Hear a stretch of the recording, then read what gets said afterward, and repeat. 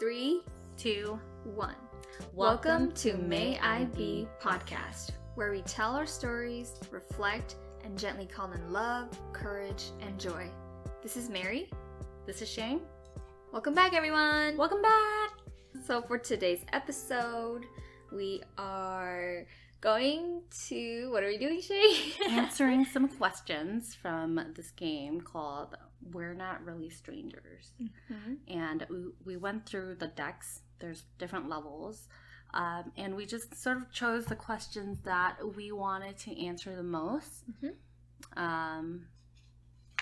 Yeah, most of our questions that we chose are from level 2. Mm-hmm.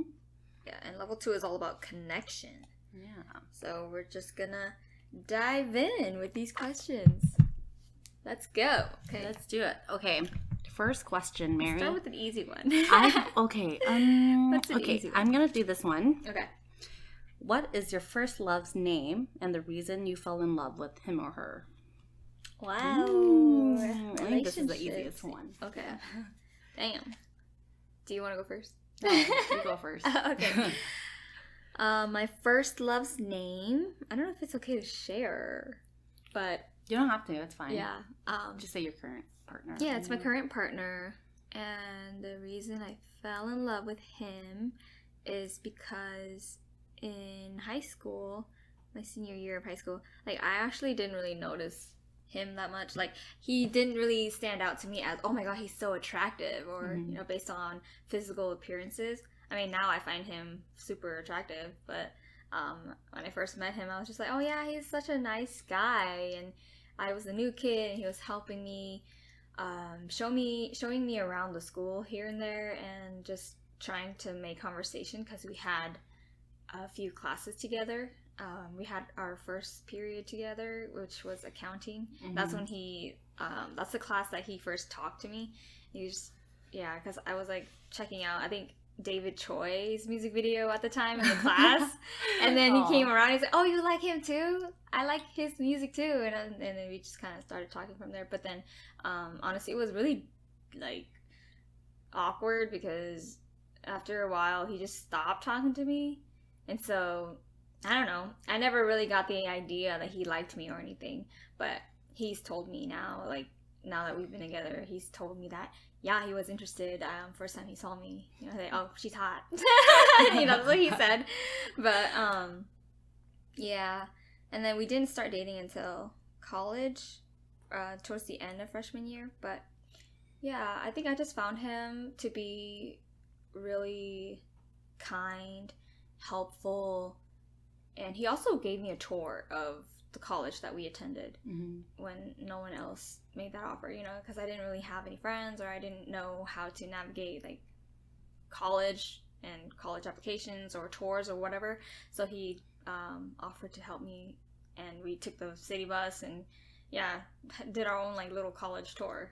So that was really sweet of him. And then there were just many moments where he would reach out and talk to me, and I all of a sudden all these feelings of oh my gosh, I really like him, and I realized that I really liked him was towards the end of freshman year, and I couldn't bottle it up anymore. But what I think I fell in love with him because he was just such a sweet guy. He's kind, good guy. What about you, Shane? What is your first love, and why the reason why you fell in love with him? My first love, his name is my partner. I won't share. So the reason I fell in love with him is, so we met, I did that tisking again, but I would try to be conscious of it. Yes. Is we met in college, and I didn't know of him at all until the end of my sophomore year. I think that was when we first met. It was at the elections for the student group that we were both applying to be board members of. And so I remember being in the classroom and sitting in the audience and seeing him go up to go or give his Give his speech, speech. right? And I just remember thinking, oh, his name is so unique. I've never seen anyone with, or like I've never seen or known anyone with this name before. That's true. And honestly, I was like, I don't know how to pronounce this name. I was just like, I don't know. And I remember when he was presenting, just thinking to myself, wow, he's very articulate, he's very smart, he's very well put together, and he just looks really cute, right? Oh. But he wasn't my type of cute in college. Yeah. He was like a really cute guy, but my type of, or what I thought my ideal man of the time was, someone who was like super tall, buff, muscular, broad shoulders, who could carry me on his shoulders so we can go to raves and, concerts together, all these things. And so during that time, I didn't find him like attractive, but I did find his demeanor, or just the way that he like carried himself, to be very, appealing. And so he got on board. I also got on board, and we started just getting to know each other on a board member sort of friends, just like that sort of relationship. And I mentioned in the last episode that growing up I wasn't the most comfortable around men, but he was one of the first like male friends that I made in college that I felt so comfortable with, like ASAP, So I remember vividly going to a Korea restaurant at the U of M campus, and we were having a one-to-one, and just having the easiest time talking to him and opening up to him, and he just made me feel so comfortable, so heard, so validated. I was just like, oh my God, like, why can't all men be like this one? But I knew, of course, but I just thought of him as someone who was so easy to talk to. Like, I got along with him really well. And I was such a jokester back then. I was like flirting, and he was like the exact opposite of me, where he didn't like anyone touching him. No hugs. I think the most like physical contact he had with anyone was like a handshake. And I just found myself like wanting to push his boundaries a bit, but at the same time I just didn't know how to respect boundaries during that time as well. I would have to say I am pretty bad at that. It wasn't until after our board year that we decided to that we started flirting a little bit, and then that transitioned into, do I have feelings for you? Do you have feelings for me? Is something more romantic going on? And so after that, we had a K-drama moment where I like basically confronted him with, do you like me? Or like, do you have feelings for me? Like, in the most dramatic way. In the most dramatic way. We started seeing each other after that. And I remember also like then knowing that I wasn't like in love with him. But I knew that I got along with him really well, and I wanted to see where things would go. And I think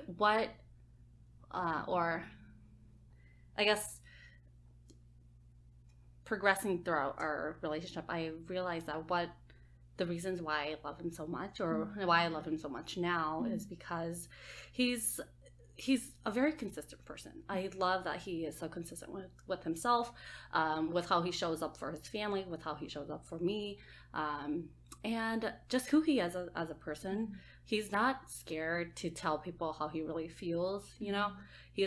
I think he's thoughtful. He's very thoughtful in his word choices and how he approaches certain things.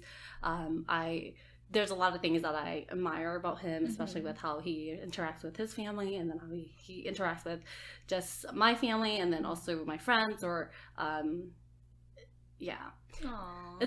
just love how he interacts with the people around him, and how he shows up for himself, but then also for the people that he loves. That's so good. Yeah. Cute. Yeah. I feel like I didn't really dive into much with my reasons, but do you want we got some good guys. Yeah. Oh no, it's okay. Yeah. I just I just like to brag about my boyfriend. It's all good, yeah. I'm just kidding. Okay. But, yeah. On to the next question. What are you still trying to prove to yourself? Ooh, do you want to answer this? Yeah, sure. Mm-hmm. I think I'm still trying to prove to myself that I am talented. It's like I feel like I'm never good enough in the areas that I'm passionate about. When it comes to graphic design, I feel like I'm still not experienced enough. I don't know enough. When it comes to music, I feel like I can't play an instrument. I can't be a musician. I can't sing because I don't know. I can't be a musician because I don't know all these genres of music and all of these like music from the 50s, 60s, 70s, 80s, you know? I mean, but I need to cut myself some slack. I'm a first generation American. I'm not I didn't grow up listening to American music, right. You know? It was that Hmong music blasting every day in the house. It's not American music, so I can't really blame myself for not having that knowledge.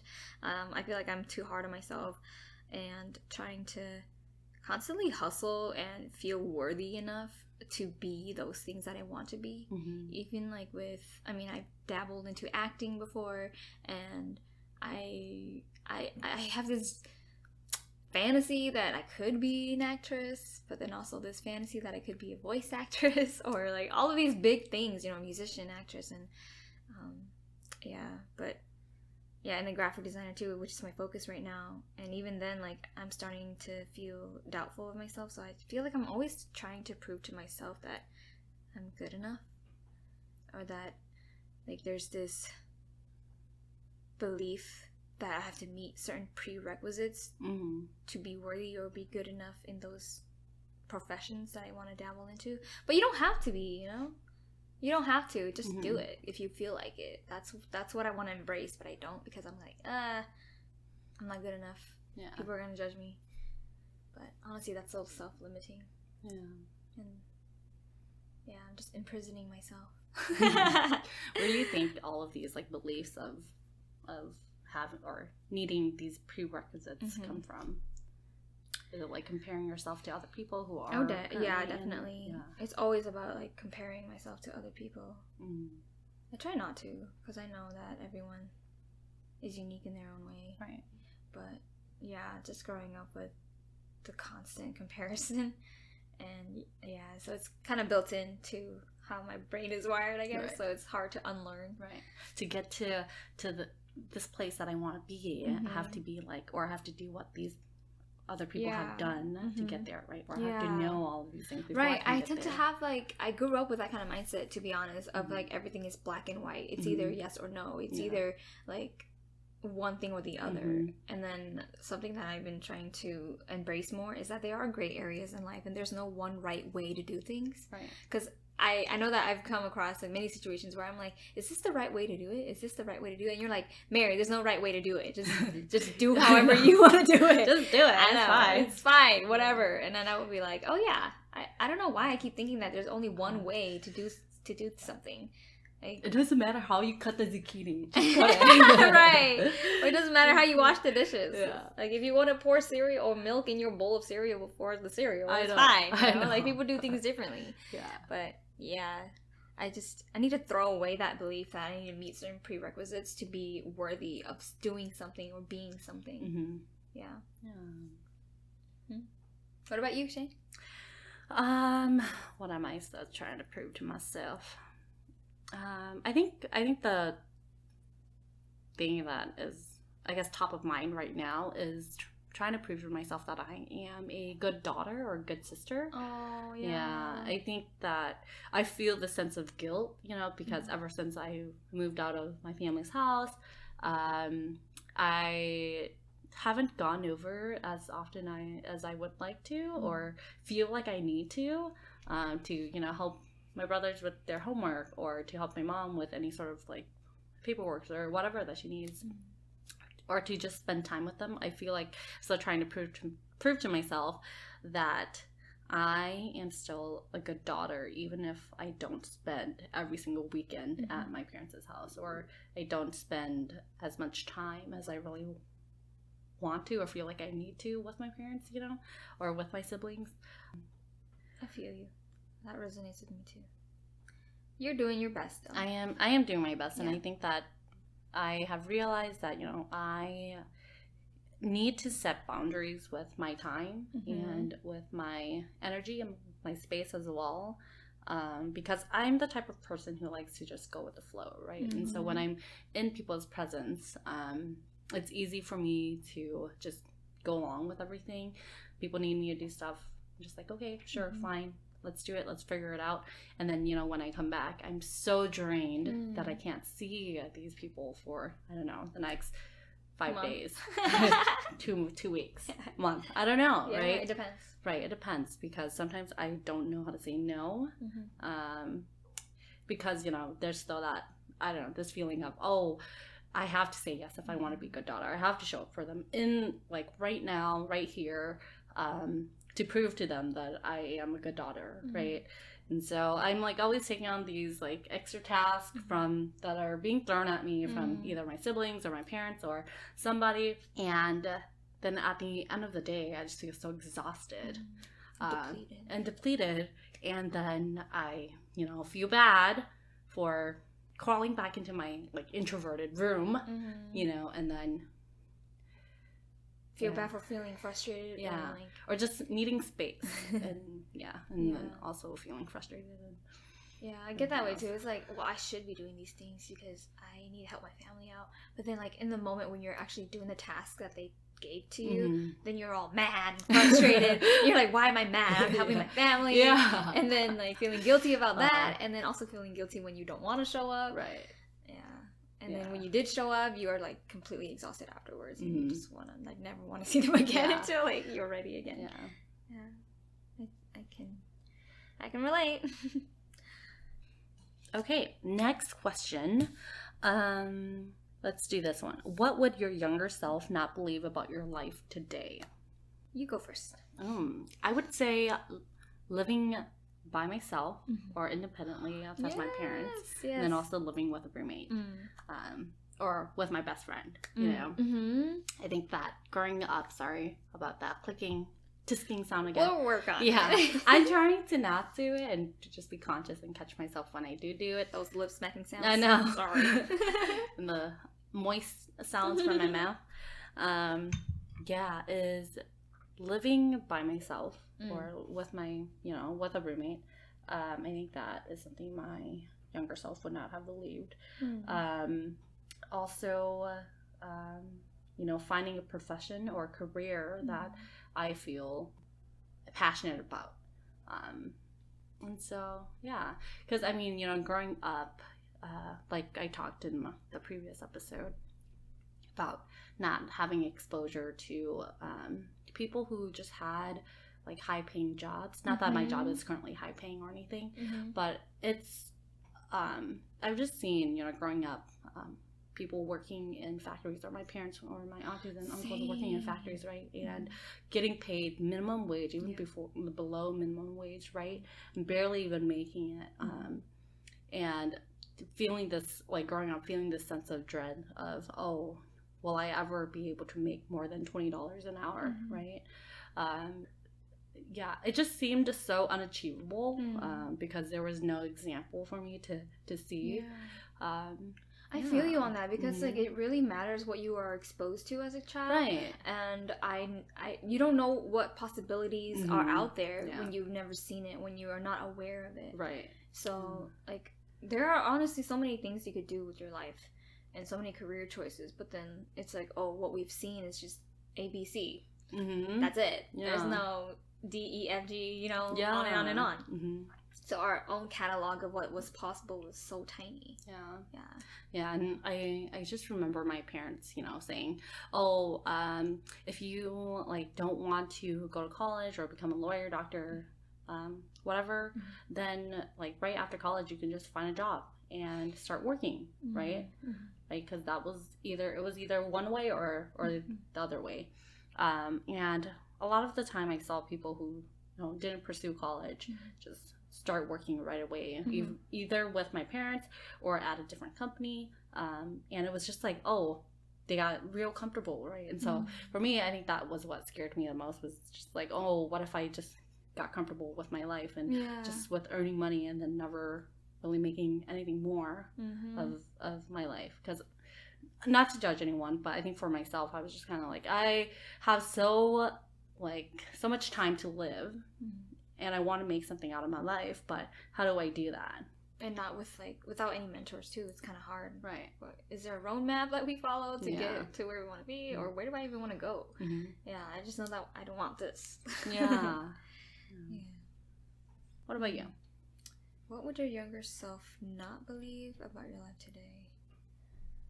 I think that as a young girl, I feared the pathway of, oh, you're gonna get knocked up as a teen and then have to struggle and end up with a man that probably doesn't love you as much.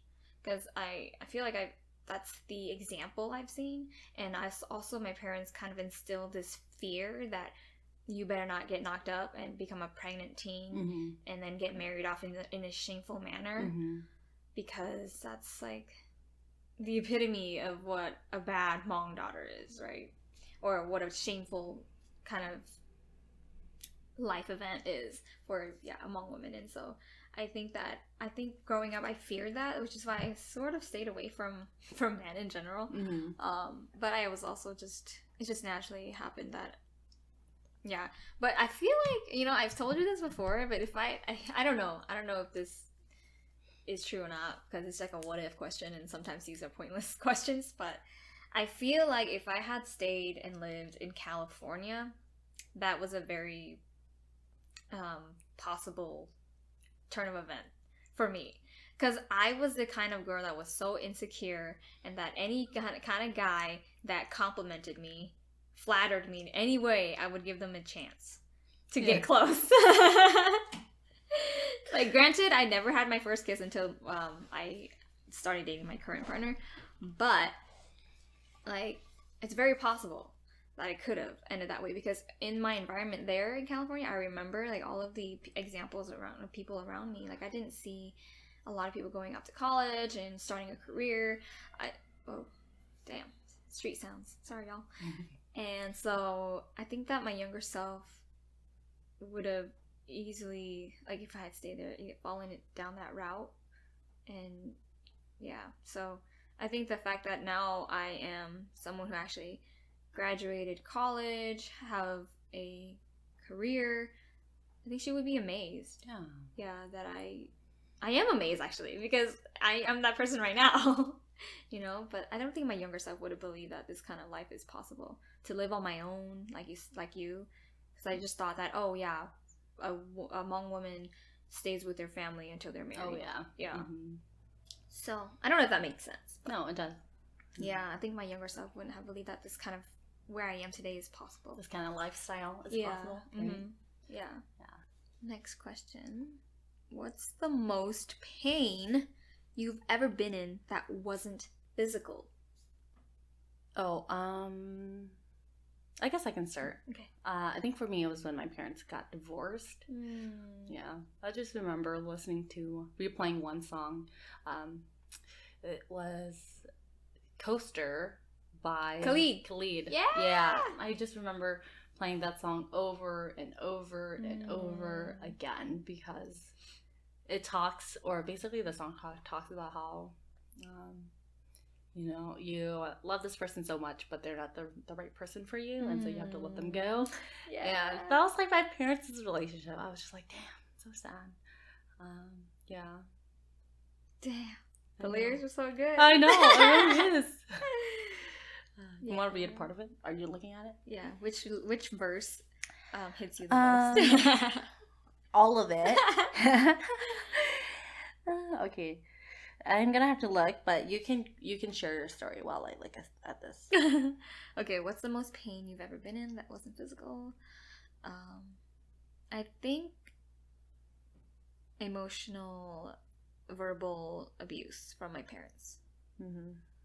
I think has to be the most heartbreaking, and it took the most emotional toll on my well-being. For example, when I came back from teaching English abroad from South Korea, I actually ended my term early and just came home. And my parents and my mom, like, you know, I missed her so much and I wanted a warm welcome, but I didn't get that. I only got like, oh, I told you so. Like, I told you it wasn't gonna work out. And then that just really broke my heart. Honestly, coming back and receiving that kind of treatment, but I think was one of the biggest reasons why I had to leave too. That adding on to the daily arguments that I had with my parents when I came back. And then also another thing that really hurt was one day I had a migraine, and when I get really bad migraines, sometimes I puke my guts out. I just can't help it. And then my dad thought that I was pregnant. So the next day he sent my mom to me. You know, he said, talk to you. Yeah, he didn't directly tell me or talk to me. He just kind of like, you better go talk to your daughter that, you know, she needs to stop messing around before she gets pregnant and knocked up, because, you know, he thought I was pregnant because I was puking. And then, so I think my mom kind of came to me and mentioned it, like, you know, what's going on? Are you pregnant? And you better watch yourself. And then I was like, he said that? Like, are you serious? And that just really broke my heart too, because, dude, I was just sick. I'm not gonna ruin your reputation with a pregnancy. Calm down, you know. So those two moments were, for me, the most heartbreaking words and treatment from my parents.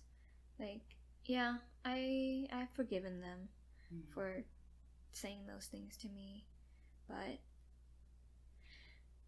because, you know, I know they have their own traumas that they haven't worked out, and you can't really, like, it's a reflection of them, not me. And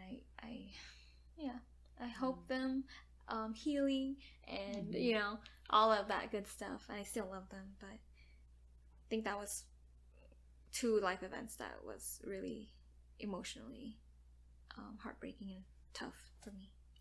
Especially coming from your parents. Like, I'm sure you felt so hurt and betrayed. Because, right, you know, you would think that your parents would have your back and that they would understand you the most, because, you know, they raised you, and you know, they should know what or who you are as a person.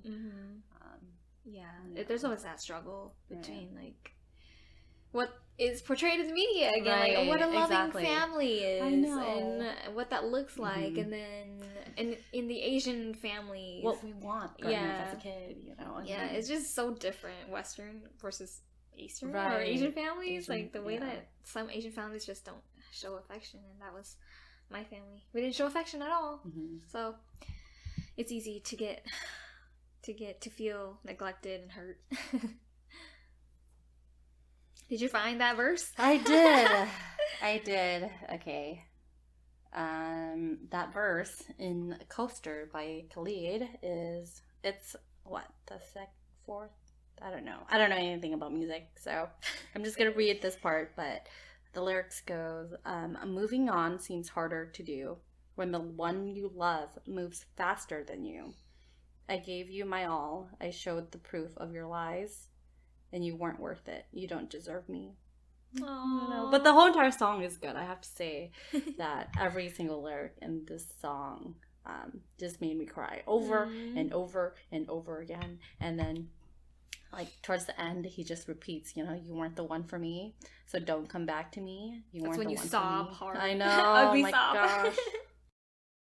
Choose. I will choose this one. What question are you trying to answer most in your life right now? Damn. Do you have an answer? I have to think about this one. Yes, I think for me, it's how do I heal from my past and current pains, and how, or I guess where do I start, right? And I think that's my theme of 2022. That's a great question. Yeah. Where do I start? Right. Damn, that's so good. Me too. Yeah, I want to do that too. Yeah. For me, I feel like this is like a lifelong lesson, and I have to learn it over and over again. Oh, it kind of relates to the other question there, but I always question myself. What do I really want to do with my life? Yeah. There's so many pathways, and when I have so many different interests, it's hard to focus and hone in on one thing. But yeah, I'm still trying to figure that out. Yeah, the one question I'm trying to ask myself right now is, what do I want to focus my energy towards? Yeah. What do I really want to do? Do I want to be an actress? Do I want to be a singer? Do I want to be a graphic designer? Do I want to be a businesswoman? Do I want to be an Etsy shop business owner? I don't know. There's so many things. Wow. So many possibilities. Yes. Yeah. And which one do I tackle first, or which ones do I eliminate? Yeah. Because you can't. I feel like sometimes you can't do it all. Maybe I'm just saying. Maybe not at the same time. Not at the same time. All of it. Right. Not at the same time. Yeah. Which one do I want to prioritize first? Right. I'll get to all the other parts. Maybe this is just the phase in my life where like I have to choose. Okay, I'm gonna do this first, and if it doesn't work out, I'll do that next. You know. But now I'm wondering, which one do I do first? But yeah, that's my question. Next question. It kind of relates. Let's just go into this one because it kind of relates to that last one. What lesson took you the longest to unlearn? I have to think about this.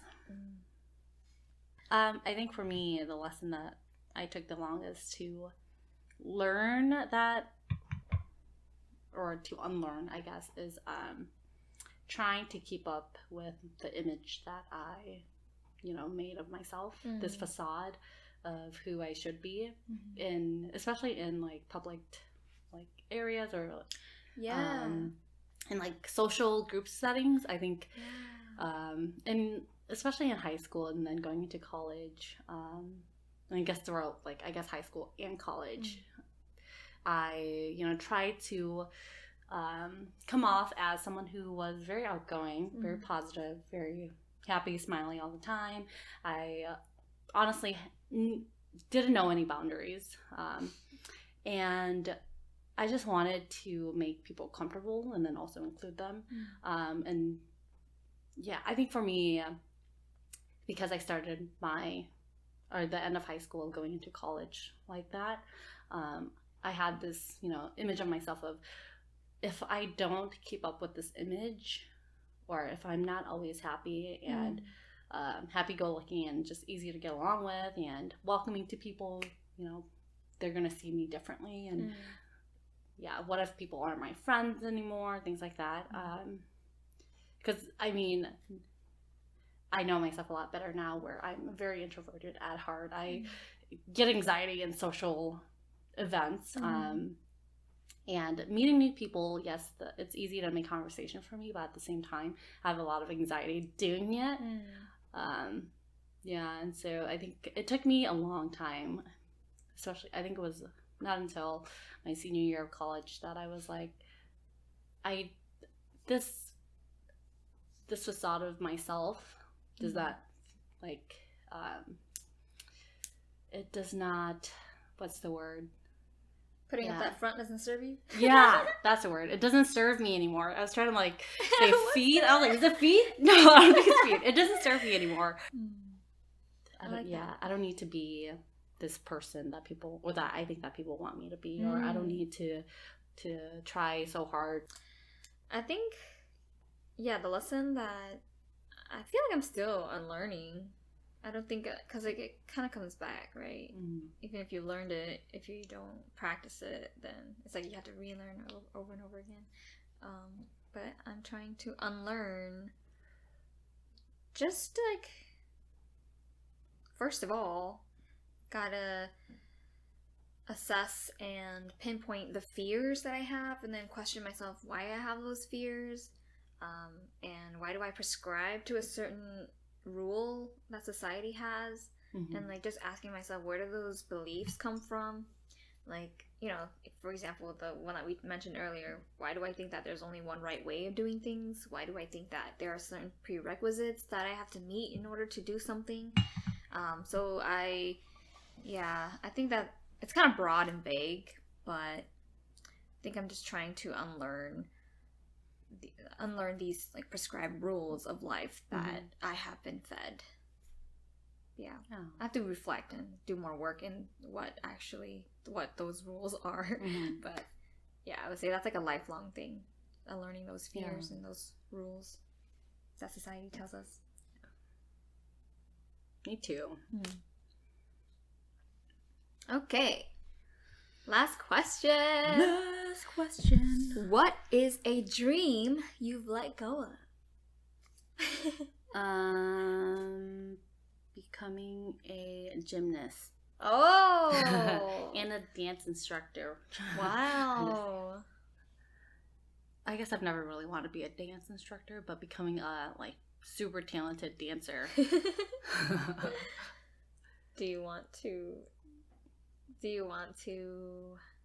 what? Chase that dream? I mean, I still want to I would like to take more dance classes in the future. But I don't think I want to still pursue trying to be like the really top good dancer. Yeah. You know, I've come to terms with the fact that I'm not very I'm not a very good dancer, and my body just doesn't move the same way that these dancers move. Well, don't decide that before you like try it first. You never know. I've tried it in my room in front of the mirror. Okay. Yeah. Okay. Yeah. That's okay. Yeah. What about you? I've let go of the dream of being a mermaid. I'm just kidding. That's not true. Yeah, didn't you want to be a mermaid? Were you like gonna buy a mermaid tail and everything too? At one point I was gonna buy a mermaid tail. Maybe I will for a photo shoot, whatever. Yeah. But you know, as a kid, I would imagine, oh my god, it'd be so cool to be a mermaid. You know, have those moments in the shower or the bath where you just fill up the tub and then pretend like you're swimming in the ocean. Have you ever done that? No. Oh, okay. That's okay. And then I've also, there's so many things that I wanted to be as a kid. Let go of the dream of being a ballerina. You know, there was like a Barbie book of and then she was a ballerina in this book, and I just thought it was like the prettiest thing. I would fantasize about being a ballerina, but of course I've never taken a ballet class in my life. And then learning that what the kind of work that goes into it, like damn.